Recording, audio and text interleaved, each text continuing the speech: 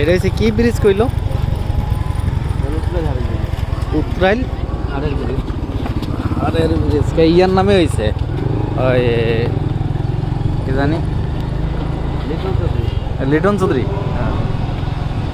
লিটন চৌধুরী যা এই দেশে কাজ করিয়া থুইয়া গেছে।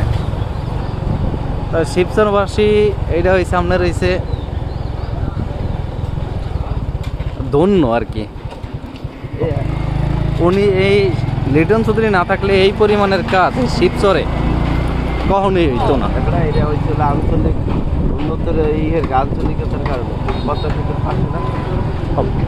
এইটাও একটা কথা যে পদ্মা সেতুর পাশে থাকা অবস্থায় তাই ওরকম আর কি তেমন উন্নয়ন হয় না। তবে ব্রিজটা অনেক বড়, কিন্তু অনেক বড়।